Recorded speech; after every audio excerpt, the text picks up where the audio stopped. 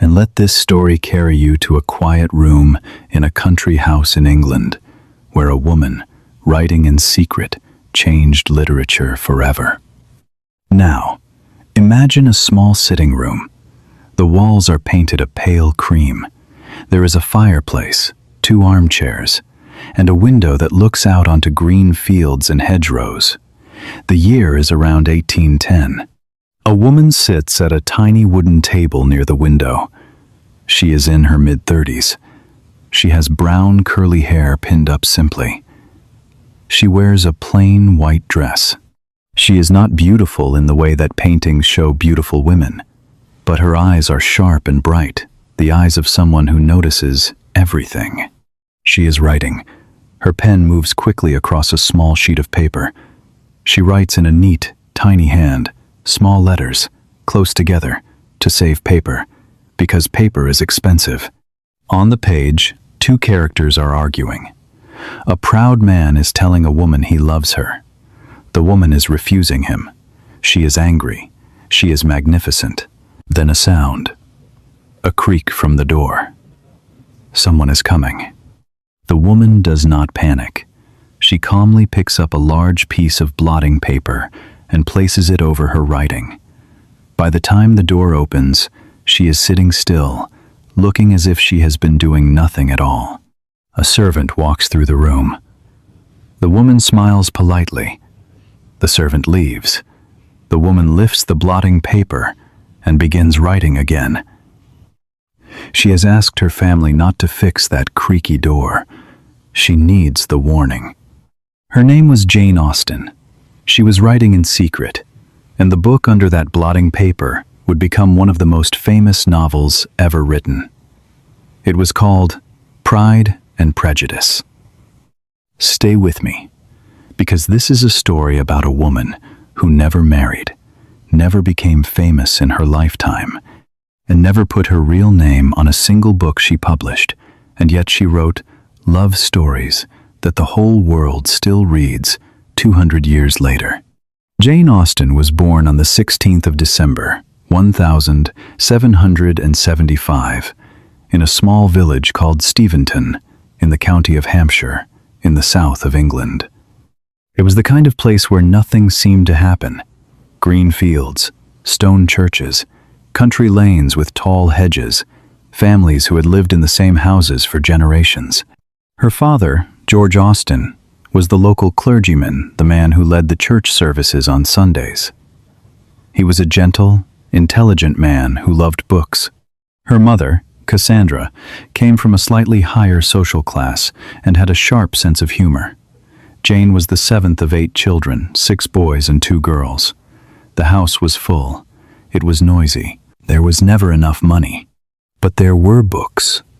Her father had a library of more than 500 volumes, a large collection for a country clergyman. Jane was allowed to read anything she liked. She read novels, poetry, history, and plays. She read the heavy, dramatic novels that were popular in her time stories, full of fainting heroines, kidnappings, and impossible coincidences. She read them, and she thought they were ridiculous. By the time she was 12 years old, Jane had started writing her own stories.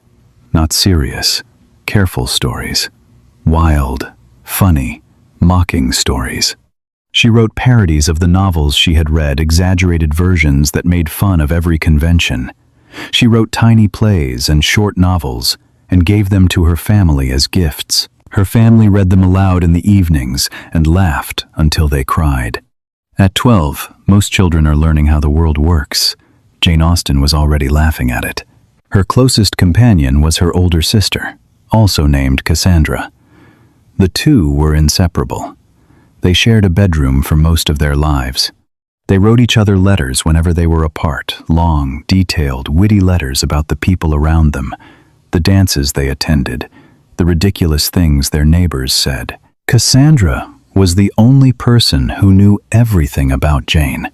She was her first reader, her best friend, and her protector. As Jane grew into a young woman, she lived the life that most women of her time lived. She attended dances, she visited neighbors, she walked in the countryside, she sewed, She played the piano. She waited. In her time, a woman's future depended almost entirely on one thing: marriage. A woman could not own property. She could not earn a living in any respectable way. She could not go to university.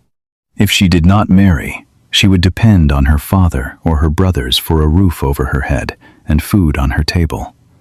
Marriage was not just about love. It was survival. And the better the marriage, the safer the life. Jane understood this perfectly. She understood it so well that she wrote about it better than anyone before or since.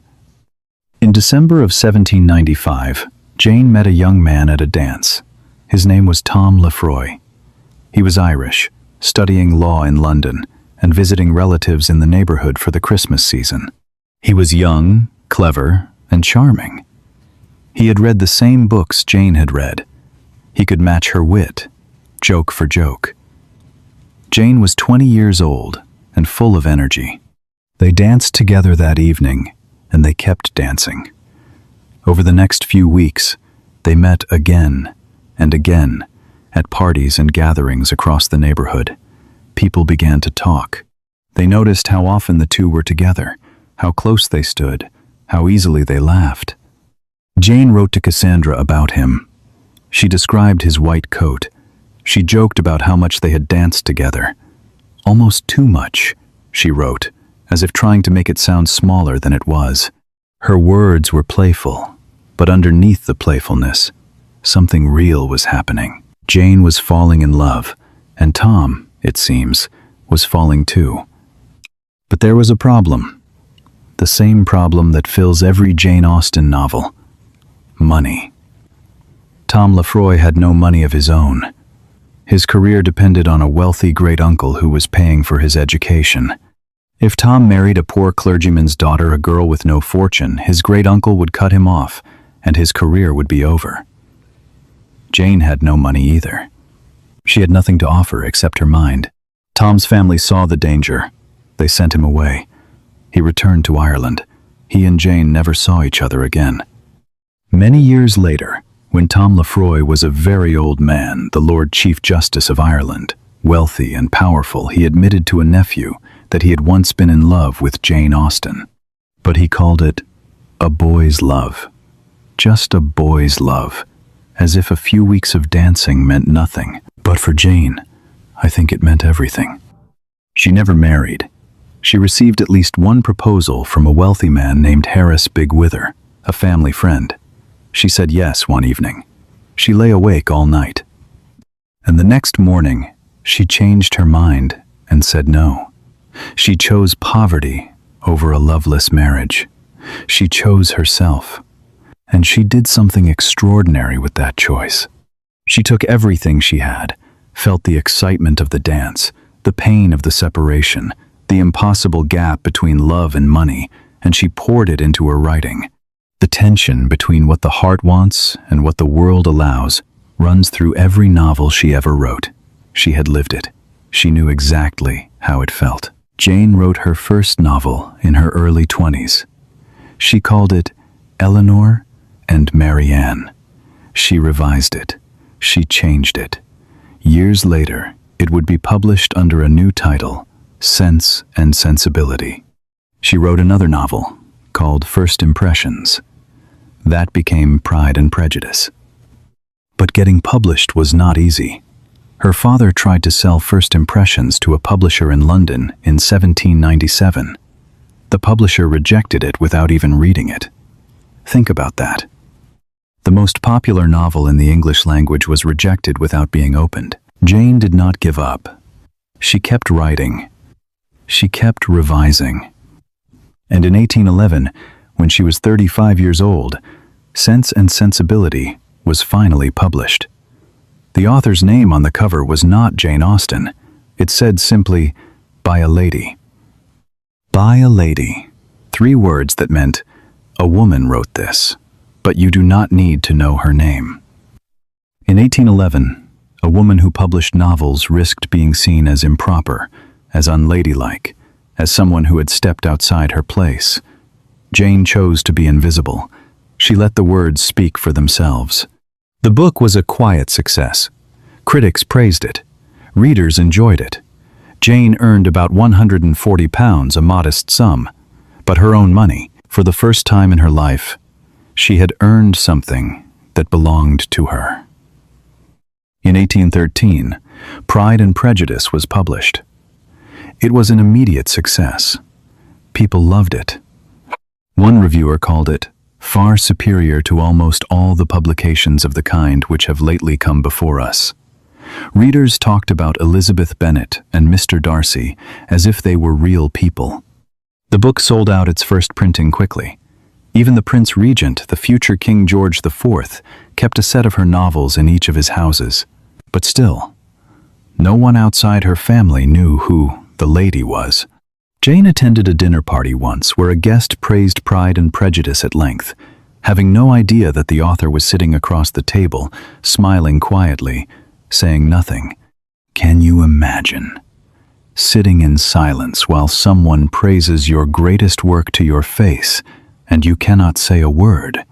Jane published 4 novels during her lifetime: Sense and Sensibility, Pride and Prejudice, Mansfield Park, and Emma. 2 more, Northanger Abbey and Persuasion, would be published after her death. In each one, she wrote about ordinary life with extraordinary precision. She wrote about families, about money, about manners, about the tiny decisions that shape a life. She never wrote about wars or kings or grand adventures. She wrote about drawing rooms and dances, and the things people say when they mean the opposite. She wrote sentences so perfectly balanced that they sound simple until you read them twice and realize they contain an entire world. She could reveal a person's character in a single line of dialogue. She could make you laugh and then, a page later, make you feel something so true that it hurts. And that was her genius. She made the ordinary feel important. She showed that a conversation at a dinner table could be as dramatic as a battlefield. She proved that a woman's mind, a woman's choices, and a woman's feelings were worthy of the most serious literature. In early 1816, something changed. Jane began to feel unwell. She was tired. Her back ached. She felt weak in ways she could not explain. She kept writing. She was working on a new novel called Persuasion, a story about a woman who gets a second chance at love. It is the most tender of all her books, as if she knew that time was running short. By the spring of 1817, she could no longer hold a pen for long. She started one last novel, called Sanditon, but had to stop after a few chapters. Her handwriting, once so neat and precise, became shaky and uneven. In May, her family took her to the city of Winchester, hoping that doctors there could help. They could not. On the 18th of July, 1817, Jane Austen died in her sister Cassandra's arms. She was 41 years old. The cause of her death is still debated. Some historians believe it was a disease of the kidneys. Others think it may have been a form of cancer. Cassandra wrote a letter to their niece after Jane died. She said, "She was the sun of my life, the gilder of every pleasure, the soother of every sorrow. I had not a thought concealed from her, and it is as if I had lost a part of myself." Jane was buried in Winchester Cathedral. The stone that marks her grave says nothing about her writing. It praises her faith, her kindness, and her character. It was as if the world still did not know, or did not care, that one of the greatest writers in the English language lay beneath that stone. But the world would learn. After her death, her brother Henry published her remaining novels and finally revealed her name. For decades, she was considered a minor novelist, pleasant but lightweight. Then, slowly, readers and scholars began to see what she had truly done. She had not written simple love stories. She had written perfect portraits of human nature. She had captured vanity, pride, self-deception, and kindness with a precision that no one has ever matched. Today, Jane Austen is one of the most celebrated writers in the English language. Her novels have been translated into every major language on earth. Pride and Prejudice has been adapted into films, television series, and stage plays dozens of times. Her face appears on the British 10-pound note. The house where she lived in Hampshire is a museum that people visit from every corner of the world. She has millions of devoted readers who call themselves Janeites. And here is the beautiful irony at the center of it all. The woman who understood love better than almost anyone who wrote the most famous love stories in the English language never experienced the love she wrote about. She danced with Tom Lefroy on a winter evening, and then he was gone. She said no to a rich man she did not love. And she spent the rest of her life in her sister's company, at a tiny writing desk, creating the romances she would never live. And so, my friend, the story of the woman who wrote in secret comes gently to its close. Jane Austen had no power. She had no money. She had no room of her own. She wrote in a busy sitting room, hiding her papers when anyone walked by. She published without her name. She lived and died in near anonymity, but the words she put on those small sheets of paper, those words refused to be hidden. They outlived her silence. They outlived the world that tried to keep her small. And you, my friend, are doing something that Jane would understand. You are learning to say what you feel in a language that is not yet fully yours. Some days the words come easily. Some days they hide from you, the way Jane hid her writing under blotting paper. But you keep going. You keep reaching for the right word, the right sentence, the right way to be understood. Jane once wrote, through her most beloved character, Elizabeth Bennet, "I am only resolved to act in that manner, which will constitute my own happiness." She chose her own path. You are choosing yours. Keep writing your story. Keep speaking. Keep learning.